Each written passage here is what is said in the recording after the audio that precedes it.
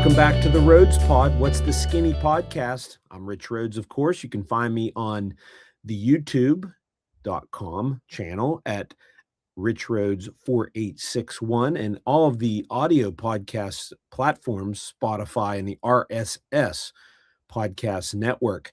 A lot to get to today. It's been a while since I've been on. No direct interviews, but there are two interviews that I did this past weekend at Penn West Clarion's Tippin Gymnasium after or during the D9 Class 2A and 3A wrestling championships. And we'll get to that in a minute. So we'll talk a little bit about wrestling. We'll get into some actually baseball. Bill Mazeroski passing away, had some memories from that. And we will also touch on a couple other things as we go. It's basketball season, of course, still as well. And this week leads into Super Saturday at Clarion, Penn West Clarion's Tippin Gymnasium on Saturday. Won't touch as much on that because this podcast will get outdated if I go too much into it. I know action gets underway on Tuesday, February 24th. We are recording this on Monday, but I hope you enjoy some of the stuff we have in this podcast. Wrestling Hall of Fame for District 9 included three former Brookville wrestlers, Eli Morres, Gavin Park, and Taylor Ortz. You combine all three of those guys, they had quite the resume. I had a chance to talk with them after they were all three inducted prior to the Parade of Champions Saturday night at Tippin. And take a listen here or watch as I discuss a little bit of their careers for a little bit before the Parade of Champions and finals. And you'll get some nice insight from all three who did very well in their high school career. They're now Hall of Famers in District 9.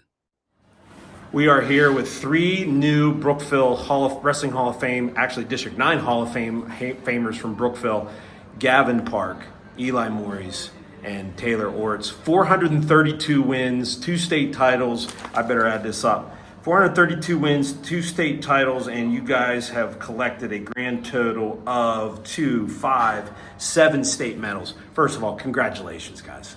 Thanks. Thank you.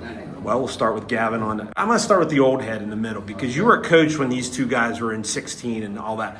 Eli, what's it like to get that honor and to be around excellence like this around you? Because you got to be in the room with them. What's it feel like to have this honor? I mean, it's awesome. These guys, some of the hardest working guys we had in the room. Tate obviously broke my record, which proud of him for that. Gavin was always a hard worker. Well, hey, let's talk about your career, though. All right. What jumps out to you? You were about as dominant as it gets in heavyweight for 4 years in District 9. You win 2 state medals. What's the thing that jumps out to you from those years?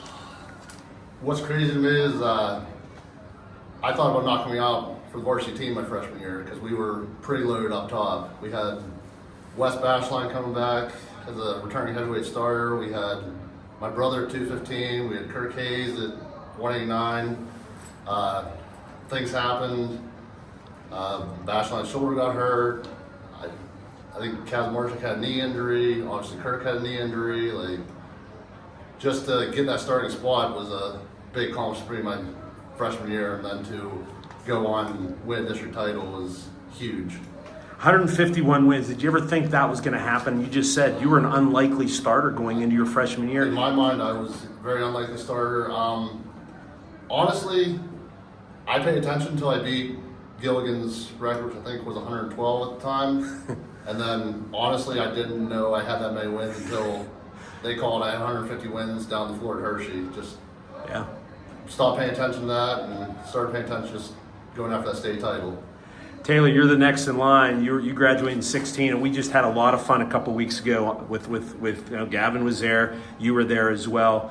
Taylor, what was it like to get that Hall of Fame thing out there with you had 2 fan bases, which is a pretty rare in District 9 history to see 2 fan bases cheering for you. I know, it was so much fun. I'm so glad I'm a coach for Johnsburg because, they're just such fun people, but also coming from Brookville, having that experience.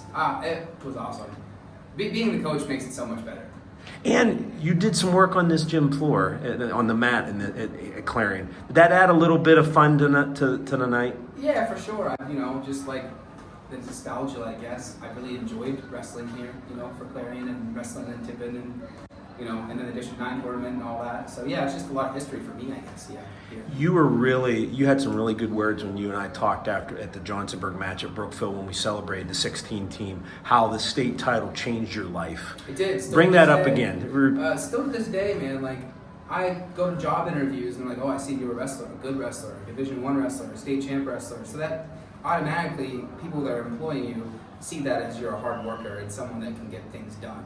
You know what I mean? But like even just meeting people, like, oh, people are interested in wrestlers, and if they're really interested in wrestlers, they're really interested in you. Really just changed my life, I don't think it would have been the same if I had got fifth, Okay. Well, Gavin, you're a state champ the year after the perfect season. You see Taylor run the table. And I remember going into that season, Coach started talking you up. He can be a state champ. He can be a state champ. Okay, yeah, you're a returning state medalist. Where was that in your mind as far as that being possible? I mean, if I didn't win the states, we were going to have another interview like we had whenever I got seventh. I mean, that was the only thing I was there for. I worked real hard all off season for it, worked out every single day. I mean, that was the only thing I was there for. And then just to be able to walk into that, what was it like being on the mat? Because you saw him win the state title. Did that help you get ready for that same dance? I mean, we trained all the time together. I mean, I watched him do it. I could do it. We practiced together all the time. So if he could do it, there's no reason I couldn't. What's the Hall of Fame mean to you, especially being with these two guys? I mean, we lived together in college. We've grown up together our whole life, and then to get in at this exact same time, after winning states a year apart, it's special. Three new Hall of Famers from Brookville: Gavin Park, Eli Morres, and Taylor Ortz. Guys, congratulations. Thank you. I thought that was very interesting. Taylor Ortz, Eli Morres, and Gavin Park. Three very good. And they rank 1, 2, and 10, as I mentioned in that interview, in all-time wins. That would be number 1, Ortz, number 2, Eli Morres, and number 10, Gavin Park. Park and Ortz were state champions. Ortz was that undefeated state champion on that 2016 state champion Raiders team. Eli Morres was a coach on that team, and he wrestled a little bit earlier on that, and he played football at Clarion after his high school career. At the district tournament, not surprisingly, Clearfield won the team title. Brookville had one district champion, and that was freshman Cody Householder. He's the younger brother of Cole Householder, who won 4 straight titles, graduating last year before going to the U.S. Naval Academy, where he is wrestling right now as a freshman there. And Householder is very impressive in what turned out to be a very easy bracket, not a lot under his control on that. But Householder is one of 5 state-ranked wrestlers among the top 10 or so that have significant chances to medal. I talked to him after his District 9 title win at 114 pounds. Take a look at this one. 114-pound champion Cody Householder, freshman for the Raiders. Cody, you came into this year with a vengeance. Explain your wrestling style and what's worked for you. I really like to just push the pace and apply pressure and sometimes make my opponent shoot while also getting to my attacks, but I feel like my pace and pressure just can break guys in the third, and that's mainly what I try to do. And very, very few hiccups this year. Are you happy with your freshman year? You have high expectations. We know that. This is where you want to be, and how satisfied were you to get this step out of the way? Yeah, this is a big part of the plan. It's all part of the plan, and for this to be my first district title, I'm pretty happy with that. I mean, I've been putting in a lot of work for this, and this means a lot to me. And yeah. 5 Householder titles in a row. What have you gathered from watching Cole all these years, the 4-time state district champion? You've seen him wrestle a ton. What inspiration or what things did you pick up from him? I feel like both of us, our paces just can break people, and in those tighter matches that last, the full 6 minutes or however long after that, I feel like we can really break those. And I always loved growing up watching my brother wrestle. He was always my inspiration for everything, and I really appreciate him because he's pushed me through many of moments, and me and him have always been side by side pushing each other. And now he's in college, but I just do this for him and for myself. Weird bracket. We don't need to get into why it ended up with 5 guys, but you still need to get momentum for next week. Regionals is way tougher than what you saw today. What's the mindset moving forward? You know it's going to be harder, and the goal is to get to state. But what's your thoughts going into next week at Sharon? So I just need to stay focused, get to my stuff, and really just one match at a time is what it's going to take. And I plan to be in the regional finals, and see what happens in the finals. I'll be wrestling one of the toughest guys in the state, but the plan is to go at them and keep doing what I've been doing and see what happens. Yeah, Grove City wrestler, and the goal here is you want to be the champ here, because you don't want to see it. Nobody wants to see the other regional champ or district champ to the finals, right? That's right. You're going to give yourself a shot, right? Right. Hey, congratulations. We got a regional qualifier, another householder, Cody Householder, champ at 114. Congrats, Cody. Thank you. And that was Cody Householder. He's ranked number 6 in the latest PA Power Wrestling Class 2A state rankings. There are 4 other guys that have significant chances of making some noise at the state level going into regionals. Now, the top 4 qualifiers from districts in District 9, they head to Sharon, which that's where I will be on Saturday to cover the Northwest Regional Tournament, and that's a setup with District 10 and District 9. The top 4 each weight class advance to the PIAA state championships the following weekend, Thursday, Friday, Saturday at the Giant Center in Hershey. So we got Cody Householder ranked number 6 at 114. On the other side of that bracket, now D10 is loaded, and they are going to do very well up there against District 9. District 9, I must say, this past weekend, with those state wrestlers notwithstanding, and we'll get to the other ones here in a minute, it was one of the weakest set of 13 weight class brackets that we've seen in some time. It was not a strong field overall. I talked to a lot of guys over the weekend. They're still very good wrestlers at the top of those brackets, but some, it plunges quite a bit. It drops off. There was really no real big battle for a district title between 2 state ranked guys, and it's thinning out. The average wrestler, and we can say this about other sports as well, the average wrestler in District 9 at least isn't very good. There was one bracket, I think 139, where I think the total bracket record was under 500. Now, theoretically, every bracket should be about 500. That one wasn't even close. But nonetheless, there are some kids who will advance out of who are advancing out of districts in District 9, going into District 10 with certainly a chance to advance the states with the top 4 finish. And as I mentioned, Cody Householder at 114, he's number 6 in the state. He's opposite one of the top wrestlers, young wrestlers in the state in the lightweights at 114. He's a nationally ranked wrestler. I could not find that. Didn't feel like paying a subscription to get that one. Chase Karenbauer of Grove City's 39-0. He's a D10 champion. Householder, if he takes care of his business, would wrestle Karenbauer in the regional final. And Karenbauer was 3rd last year. He's 39-0, and he'd be favored to win this bracket, of course. But Cody Householder getting to the finals will get him to states. And again, if you're ranked 6th, a top 8 finish at states is a medal. So that's kind of a projection that it looks like the powers that be at PAPowerWrestling.com believe he is a legitimate state medal contender. And I really like those wrestling rankings. PAPowerWrestling.com. It's a pay site, well worth your time, especially at the turn of the year when all the guys are getting down to the weights where they're going to wrestle in the postseason. And that's the setup at 114. I got a chance to cover a couple really good freshman wrestlers from St. Mary's. Max Giovanetti at 107 won the District 9 title. He's from St. Mary's, coached by Brookville's Garrett Hurd, who's the head coach up at for the Dutch. He is the 3rd best, according to the rankings, wrestler in the 107 weight class. Van Ward of Union City ranked number 6.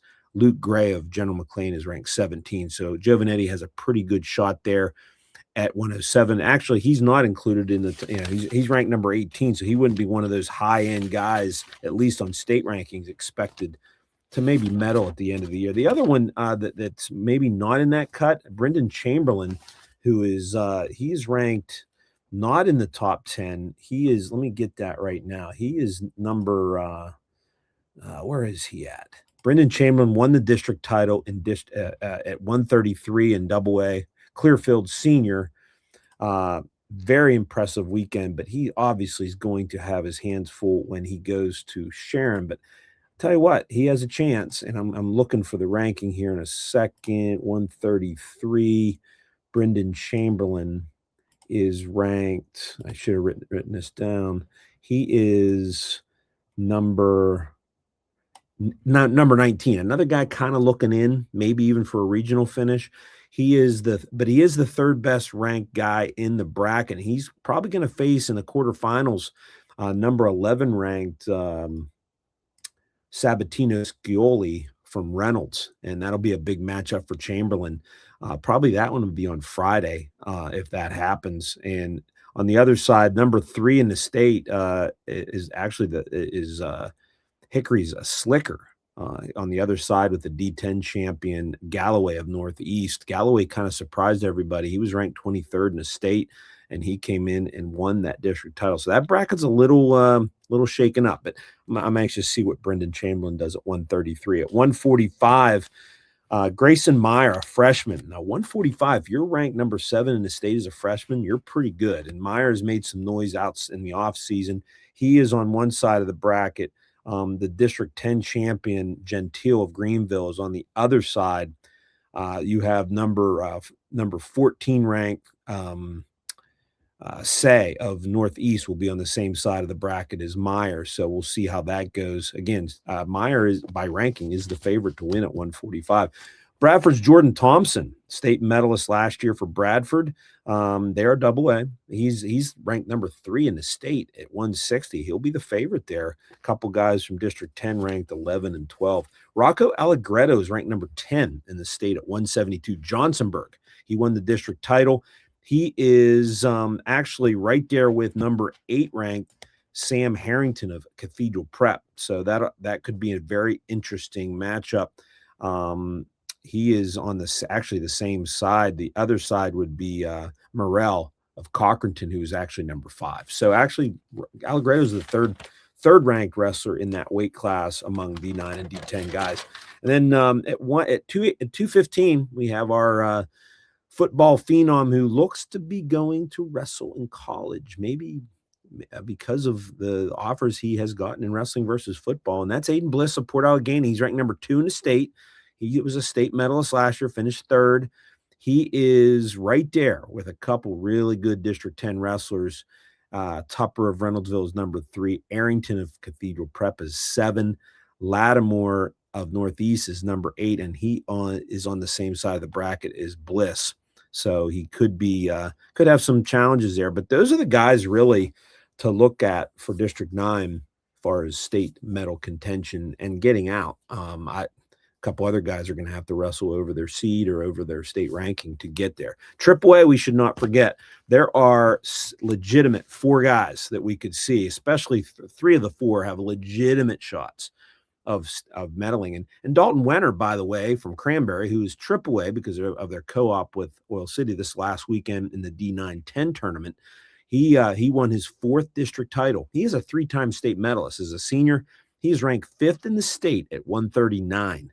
So look for Mr. Wenner to make some noise, as well as Mateo Gallegos of DuBois. He finished 2nd last year as a freshman. He is ranked 3rd in the state at 121. His teammate, Kendall Orr of DuBois, also a sophomore. Gallegos is a sophomore as well.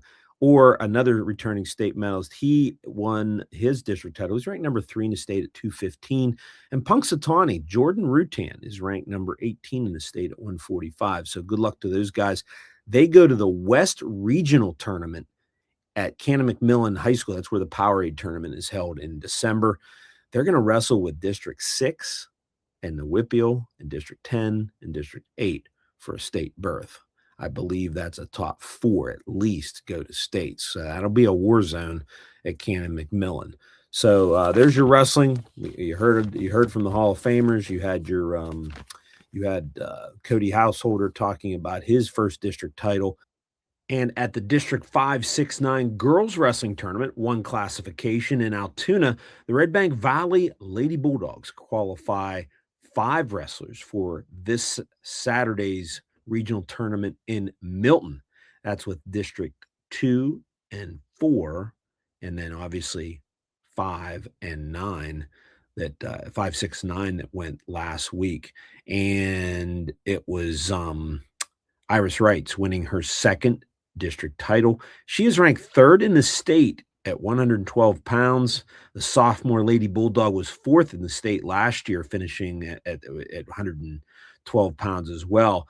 She is sitting pretty good in her bracket. Looking at the state rankings, there are 3 other wrestlers ranked in the top 16 in her weight class. It's a 14 girl bracket. The top 4 advance to the state tournament. She is ranked number 3. The other girl on her side of the bracket ranked in the top 16. That would be Kaylin Slider of Towanda. She's ranked 16th. She'll likely be Wrights' first round of foe, the round of 16. 2 other wrestlers on the other side of the bracket, Kylie Fix of Milton and Emily Kivler of Greater Nanacoke. They are ranked 12th and 13th, respectively. So Wrights needs to finish in the top 4 to get to the state tournament. And now we get into, there's still snow out there. It's not the spring of discontent. We're still in February, so technically it's winter. So if you see the snow out there, oh well, you'll get through it. I got a little taste of some Bucko baseball this weekend. But on a sad note, we lost Bill Mazeroski. And, Mazeroski, Maz, as everybody called him, was more known for his defense. But ironically, he had a home run, the most famous home run in Major League Baseball history. There is no question about it. Nothing else is close. If you hit a walk-off home run in the bottom of the ninth inning in Game 7 or World Series, can't get any better than that. And there has never been one any better. I guess you'd have to top it with either a 2-run homer to win it when you're losing with 2 outs. I mean, Mazeroski hit a leadoff home run in the bottom of the ninth. So you see where that is on the scale of what you have to do to beat Mr. Mazeroski. And obviously I was not born yet. I was minus 9 years old. And you could also make an argument that was one of the greatest games ever played, considering the craziness of the bottom of the 8th and top of the 9th. The Pirates get a home run from Hal Smith to go up in the bottom of the 8th. Top of the 9th, they almost had a walk-off or a game-ending double play at first. Mickey Mantle dives back to the bag. Rocky Nelson catches a scorching one-hopper from Yogi Berra. I can't get enough of watching that game. It was on. They replayed it. I have a DVD of it when that came out initially several years ago, and they replayed it on Pittsburgh Sportsnet yesterday Sunday after the Pirates exhibition game. Just a wonderful look back at that. I mean, it's been quite a few years ago, and I look at the timing of that game and how big that upset. It was an upset, no doubt about it. The Yankees won 16-3 and 10-0 to take a 2-1 lead in that series after the Pirates win 6-4. Inexplicably, Casey Stengel, the manager of the Yankees, didn't start Whitey Ford until Game 3. And then he started Whitey Ford. Now, they had to win in Game 6, so I don't blame him there. They won 12-0 to tie the series at 3-3. The Pirates took games 3-2 and 5-2 in games 4 and 5. They're up 3 games to 2. And then the Yankees 12-0 with Whitey Ford throwing a shutout in Game 6. And then that 10-9 walk-off win, Mazeroski home run in Game 7. But think about where they were, this Yankees team in the dynasty run that they had. If we start from 1936, 1936 is when Lou Gehrig and Joe DiMaggio were on the same team. I believe DiMaggio was a rookie, one of his first couple of years. Obviously, Gehrig was not long from leaving the game. If you start that year, they won the title in 1936. From 1936 to 1964, the Yankees played in 21 World Series out of 29 series and went 16-5 in those. After the Pirates upset them in 60, they won in 61 and 62 over the Reds and the Giants. And then they lost to the Dodgers and then Cardinals. And then 12 years later, they finally get back on another, somewhere on the list of great home runs in baseball history. And I tell you what, it might have been the best reaction to a home run in a home ballpark. I'll give you that. Forbes Field was bedlam. Bedlam might be a light word to describe Yankee Stadium when Chris Chambliss hit the walk-off home run to beat the Royals in the 1976 ALCS American League, to go to the World Series where they lost to the Reds, the Big Red Machine, et cetera, et cetera. That was their first trip to the World Series in 64. And you have got to Google Chris Chambliss 1976 ALCS home run. And he had to run over people. He never did touch home plate. And baseball wisely said, well, if you didn't touch home plate in that situation, we're not going to call you out. He tried. And he went back out to try to touch a base, they say, the story is told, and the base was gone. So it was absolute craziness. That's one of the big home runs. I was only 7 years old. Probably can't call that as a home run I saw. But clearly the two that jump out in my lifetime that I was able to see was Joe Carter in 1993, where he hit a home run off Mitch Williams to win game 6, not 7, on a walk-off. And I remember watching that game. I was at a sports bar in Pittsburgh somewhere with my buddies, and I was a huge Paul Molitor fan. And I felt that Paul Molitor had to probably play pretty good or win a ring to get him in the discussion for a Hall of Fame award down after he retired, because he was hurt a lot. He always hit well when he's healthy. But at that point, I was worried. Now, 3,400 career hits. He probably didn't need to win the MVP of that World Series and win a ring to get in the Hall of Fame. But at the time, that was a big deal. That was a very satisfying moment for me as a baseball fan. And Paul Molitor obviously was, it was my favorite player, certainly my favorite non-Pirates player. The other one was Kirk Gibson. It was actually 5 years before that, in 1988. I was laying on my couch. I don't know. It was a Saturday night, fall of 1988. That had been the fall of my freshman year. I was going to Grove City College. I must have been home. I don't know why. And the hair in the back of my neck just went straight up. I couldn't believe what I just, as Jack Buck said, I can't believe what I just saw. I couldn't believe it. Gibbs could hardly walk and he hit that home run. Those two are up there, no doubt about it. In person, I saw Andrew McCutchen walk-off home run over the Diamondbacks. I forgot to look that up before I went into this recording, but that might be the best in-person home run I ever saw. That was a walk-off home run. We were sitting in the left field seats. Jameson, my son, was in minor league at the time. We took a bunch of I think we had I don't know if it was a minor league team with us. He was there. We had a bunch of buddies, and I had some of our kids, and we saw that go down the left field line. And as soon as it went off his bat, it was game over. It was a weeknight, I believe, in the summer, of course. And that was one of the most famous home runs. Well, that was the biggest home run I saw live. That's my short list of home runs. Bill Mazeroski. So back to the Bill Mazeroski thing, he actually had a son. His youngest son, David, was going to Grove City College the same time as me. He was a year behind me. We both served on the intramural athletics as officers. I was a president. He was vice president, I think, my senior year. And we both lived in the same dormitory, not on the same floor. But I knew David. And we were leaving, I think, the spring of 1990. And there was Bill Mazeroski leaning up against the wall, waiting for probably David to come out. And I was too chicken to go over and say hi. I'm not an autograph guy, so what would you do if you're not looking for his autograph? And ironic, my other friends reminded me, I'm like, he was pretty much the same age as us as we are now when we saw him back then. And at the time, I don't know if I had as strong of an opinion. I felt he should have been in the Hall of Fame for defense and that home run alone. But about 10 years later, 11 years later, 2001, he was named to the Hall of Fame. And I went up to Cooperstown to watch that game, or watch that ceremony with some friends. It was short. He had 12 pages, didn't get through them. It was hot as heck. He was very emotional. And man, when the crowd started yelling defense, it was a special moment. I'm so glad I was there. And I just love watching the old Hall of Famers get on stage for every ceremony ever since, and I try to record it and just see how the guys are doing. And we lost Maz, so we won't see him on stage. He was 89 years old, one of the oldest Hall of Famers living until his death.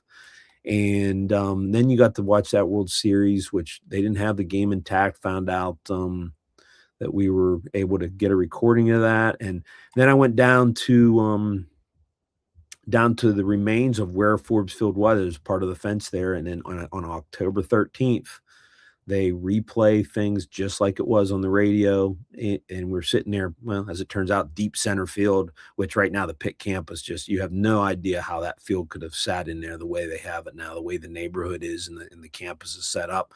But there's quite a few people there, and there probably will be a lot next October since Maz has died, but he gave us quite a memory, even a memory that I was not alive to see, but credit to those people that keep that memory going. I have some pictures. I wrote a column on it, and it was just magical. I just can't imagine being alive during that. My dad was in junior high school. He didn't see it live. It wasn't like today. There was no ESPN. Bob Prince didn't even realize that Maz hit a walk-off homer. He's stuck in the clubhouse. Maz comes in, talks to him. He heard he scored the winning run, and he didn't even ask him about the home run, the most famous home run in baseball history, period. I have baseball fever. It's still winter out. It's coming. I know it. The spring of deception is going to get us. Hopefully I get to watch some college baseball here. We're going to Myrtle Beach to watch La Roche baseball. Can't wait. But the Maz thing got me in the mood in a hurry, even though it was a bad thing. But watch some baseball over the weekend. It's ready. It's time. But there's still some postseason. I'm going to Sharon Saturday to cover some wrestling and basketball this week as well. Brookville and Cranberry play Tuesday night doubleheader, boys and girls. Maybe we'll get into that next week as we talk about the teams that have qualified for the state playoffs around District 9. Glad to have you with me. I hope you enjoyed this podcast. Try to get in here and chat some more. Hope you like the interview of the Hall of Famers and the freshmen, two different spectrums. 3 guys with their careers over and 1 guy with a promising career ahead. Hey, I'm Rich Rhodes. Talk to you soon.